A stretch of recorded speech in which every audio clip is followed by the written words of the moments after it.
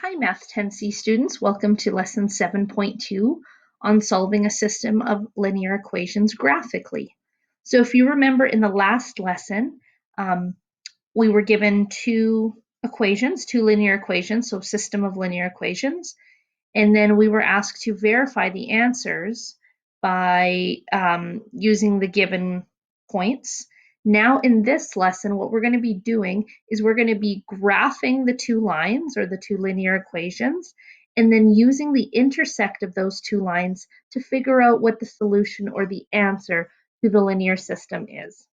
So let's take a look at the explanation here. So it says a solution of linear systems can be found by graphing both equations on the same grid, and if the two lines intersect, the coordinates of the point of intersection are the solution. So again, we're looking at the coordinates where they intersect. That will be our solution for the linear system. So let's take a look at this first example. They've asked us to solve this linear system by graphing. They've given us two equations. Now, the way the notes show it to you is by taking each of the equations and finding the x and y intercept. That's a wonderful way of doing it. The other way you could do it is take these equations, in this case, that are in general form, and put them into slope-intercept form. If you remember, that's y equals mx plus b, where m is your slope and b is your y-intercept. That would be the other way of doing this. For most of these examples, I'm going to do them as the notes show, which is using the x and y-intercept, but also know that this is another alternative. So whatever way you like better, you can use to solve these linear systems. So let's take a look at this first one. In order to find the x-intercepts for each of these equations, remember the x-intercept is where y will be equal to 0. So we can substitute y into the equations to solve for the x-intercept. So using this first equation, x minus y equals 3, that means that x minus 0 equals 3, so x is equal to 3. That means that point we're going to put at 3 and 0. There's the ordered pair for that point. We can also input into the other equation to find the x-intercept. So again, we're going to put 0 in for y. So we end up with 4x equals 30, x equals 30 over 4. Now, it would be rather hard to graph this as an improper fraction. So I would suggest putting it as a mixed number instead, which is 7 and 1/2. So just in case you forgot how to do that, how many times can 30 go into 4? Okay, so how many times can 30 go into 4? Sorry, it can go in 7 times. So we end up with 7. Okay, and then 7 times 4 is 28, so 30 minus 28 equals 2, so we end up with 2 over 4. But again, we want to put that in lowest terms, so we can go 7 and 1/2. So that's how they came up with this number right here, just in case you forgot how to put an improper fraction into a mixed number. So again, this would mean that the x would be 7 and 1/2 and my y would be 0. Next thing I can do is find the y-intercept. So in order to find the y-intercept, I have to substitute x equals 0. So if I put it into this equation here, I end up with y equals -3. And into this side, y equals 6. So that means for these points, I'm going to mark 0 and -3 for my ordered pair here. And for the other equation, 0 and 6. Okay, so for the first line, I would end up graphing my points. So again, that y-intercept was -3 and 0, or 0 and -3, sorry. And my x-intercept was at 3 and 0. So what I would do is I would use a ruler to connect those lines. And then I would label my line. So this line is x minus y equals 3. And then I would graph my x and y intercepts for the other one as well. So my y-intercept was 0 and 6, and my x-intercept was 7.5 basically, and 0.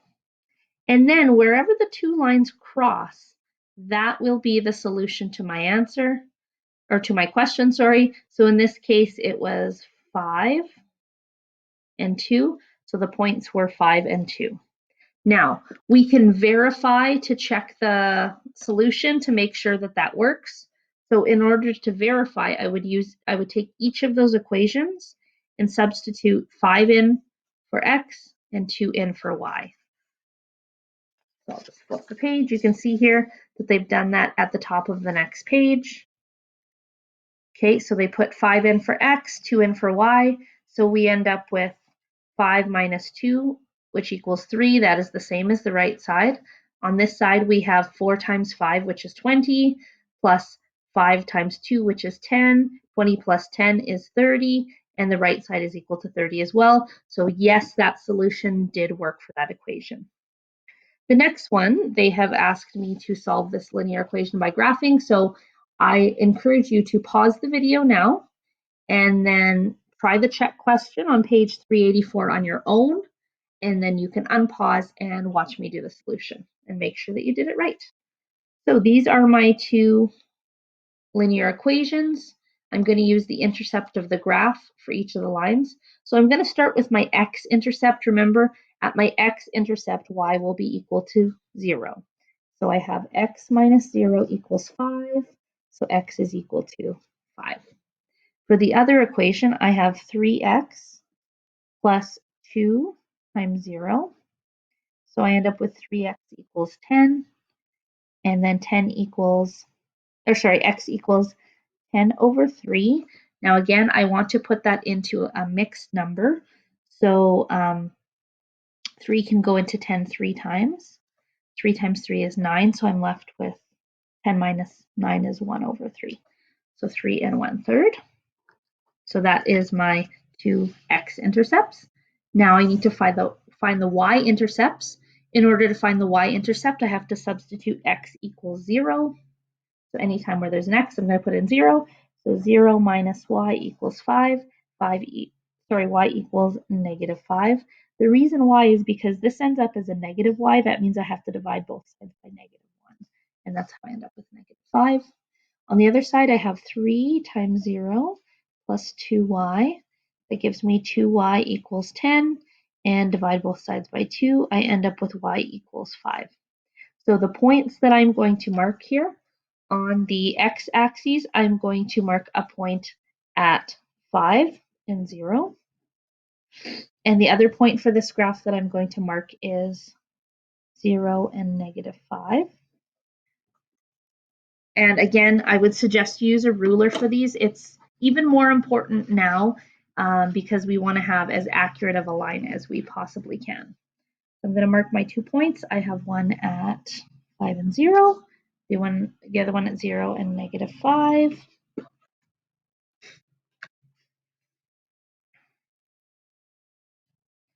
I'll create my line.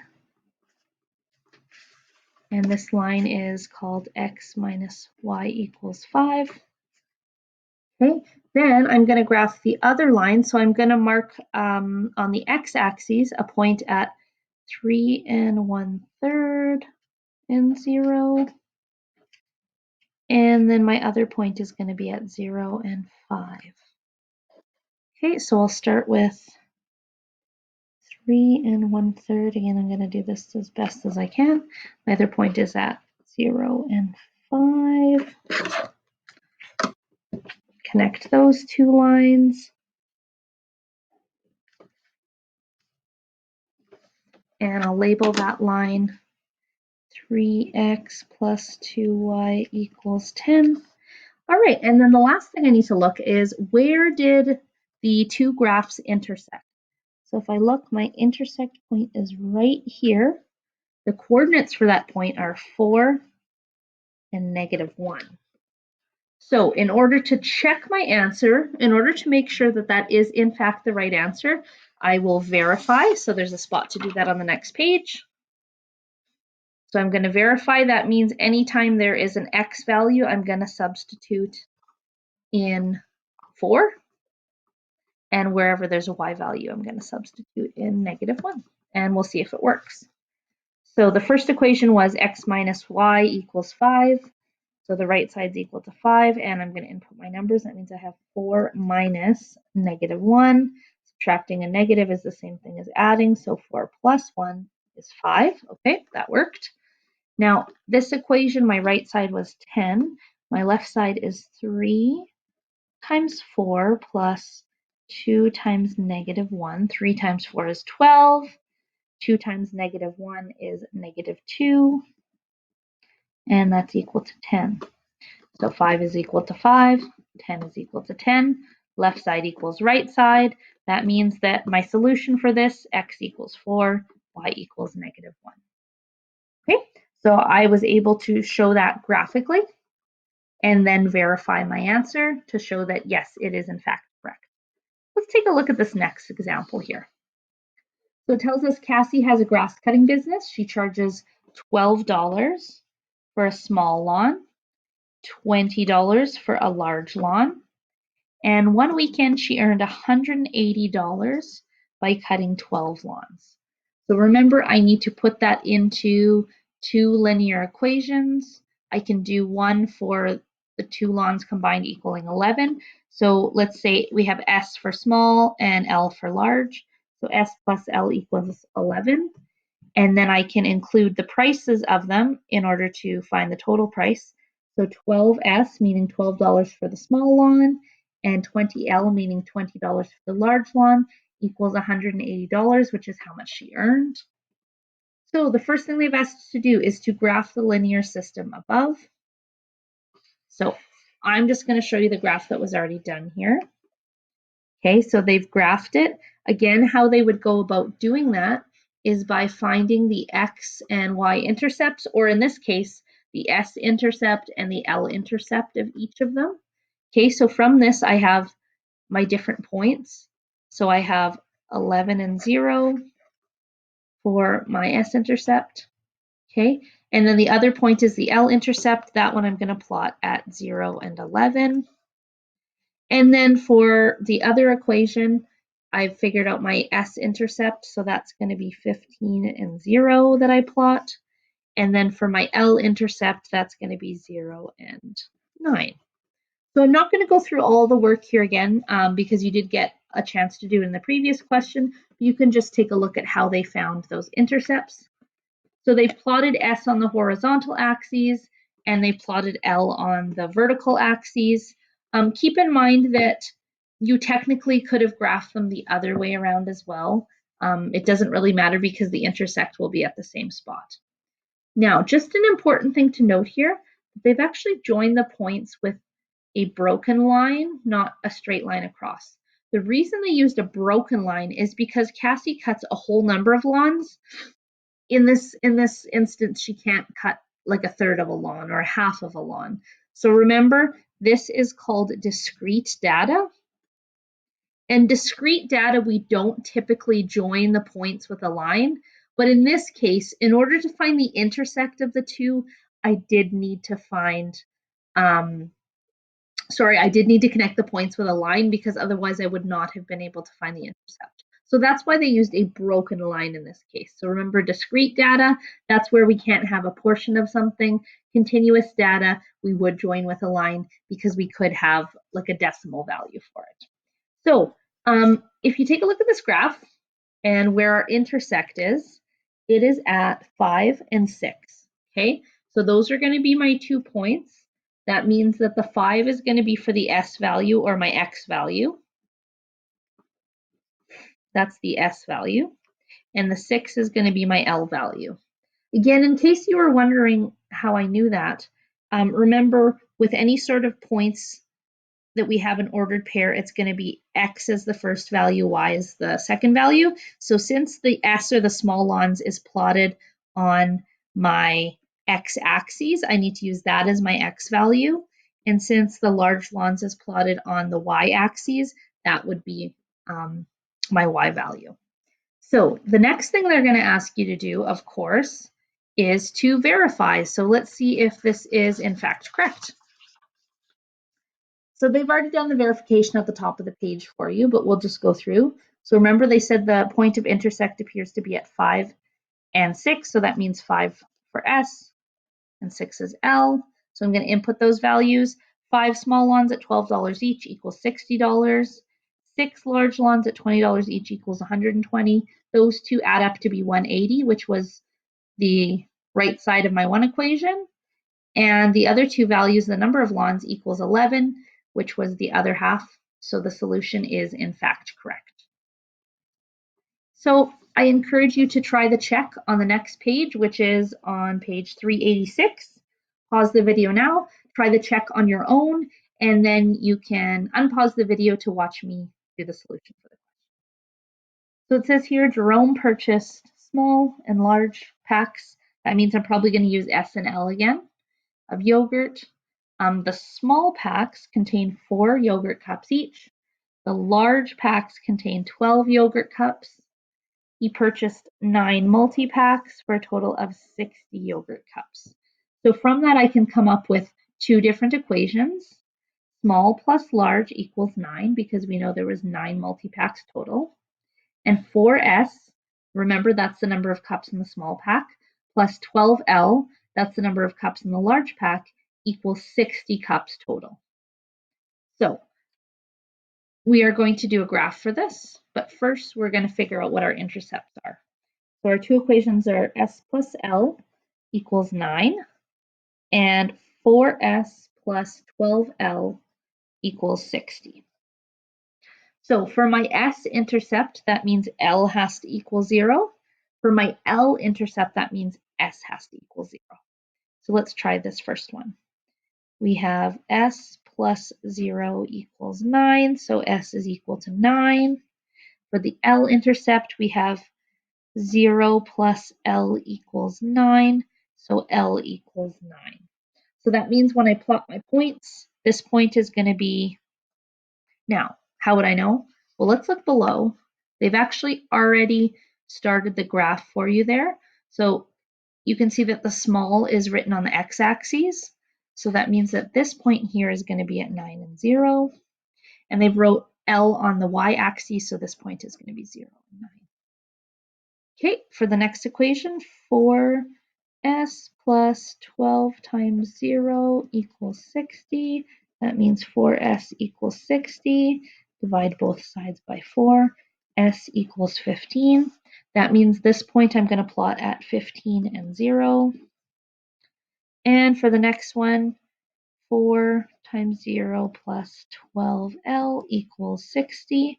That means 12L equals 60. Divide both sides by 12. I end up with L equals 5. I'm going to plot this point at 0 and 5.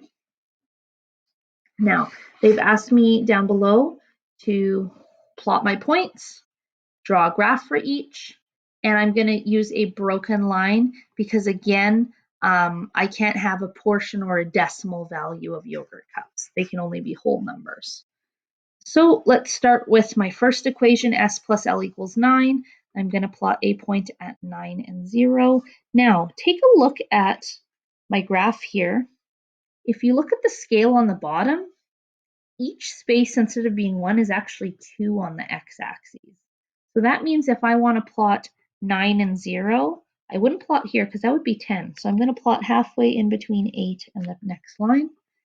And then I have to plot at 0 and 9. Now, if I look at the scale on the y-axis, these ones actually do go up by 1. So my other point is going to be right here.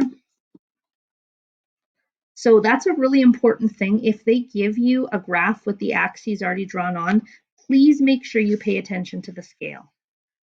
And they've asked me to connect with a dotted line, so I'll do my best here or a dashed line or dotted line, because remember, this is discrete data. So the equation for that line is S plus L equals 9.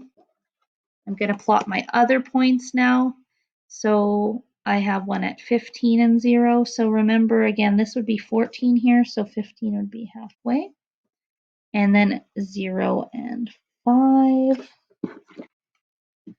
And then I will connect those two with a dotted line, or a dashed line, I should say. Okay, and that equation I can label as 4s plus 12l equals 60. And then last thing, I need to look, where did the two lines intersect? So if I look, and again, it's a little harder to see with a dashed line, but they intersect right there.